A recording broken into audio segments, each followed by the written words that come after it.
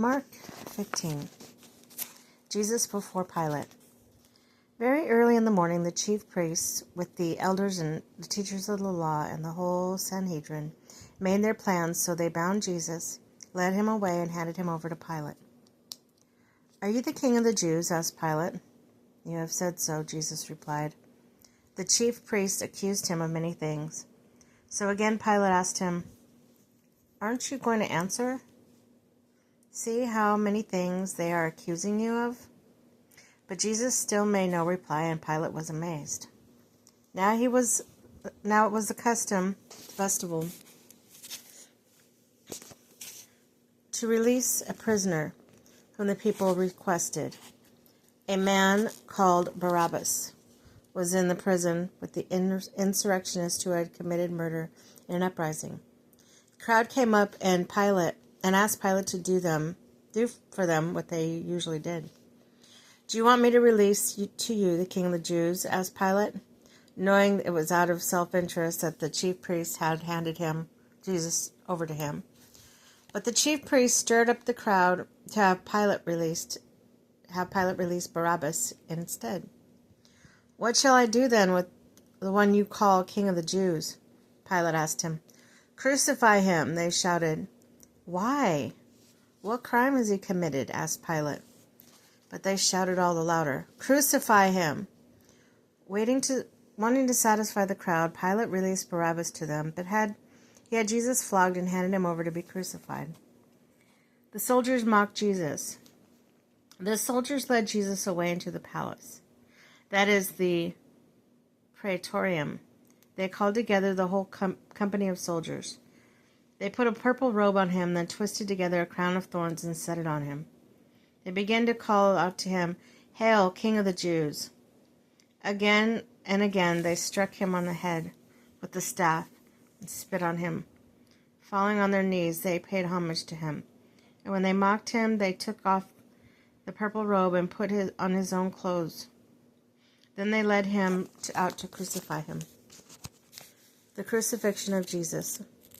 A certain man from Cyrene, Simon, the father of Alexander and Rufus, was passing by on his way in from the country, and they forced him to carry the cross.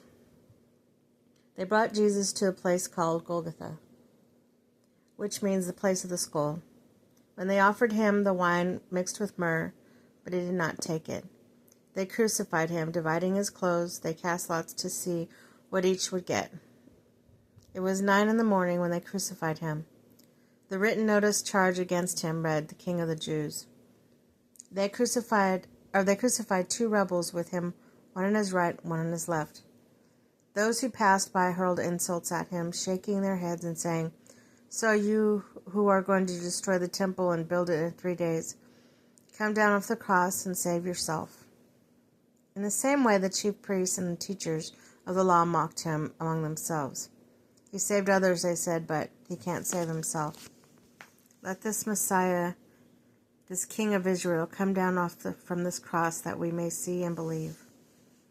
Those crucified with him also heaped insults on him. The death of Jesus. At noon, darkness came over the whole land until 3 p.m. And at 3 p.m, Jesus cried out in a loud voice, "Eloi, Eloi, lema sabachthani," which means, my God, why have you forsaken me?" When some of those standing heard this, they said, "Listen, he's calling out for Elijah." Someone ran and filled a sponge with wine vinegar and put it on a staff and offered Jesus to drink it. "Now leave him alone. Let's see if Elijah comes down to take him down," he said. With a loud cry, Jesus breathed his last breath. The curtain of the temple was torn in two from top to bottom, and the centurion who stood there in front of Jesus saw how he died. He said, "Surely this man was the Son of God."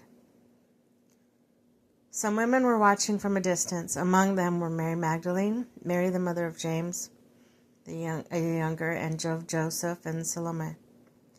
In Galilee these women had followed him and cared for his cared for his needs. Many other women who had come up with him to Jerusalem were also there. The burial of Jesus. It was preparation day, that is, the day before Sabbath. So as evening approached, Joseph of Arimathea, a prominent member of the council, who was himself waiting for the kingdom of God, went boldly to Pilate and asked for Jesus' body. Pilate was surprised to hear that he was already dead. Summoning the centurion, he asked him if Jesus had already died. When he learned from the centurion that it was so, he gave the body to Joseph. So Joseph brought some linen cloth, took down the body and wrapped it in linen, and placed it in the tomb cut out of rock. And he rolled the stone against the entrance of the tomb. Mary Magdalene and Mary, the mother of Joseph, saw where he was laid.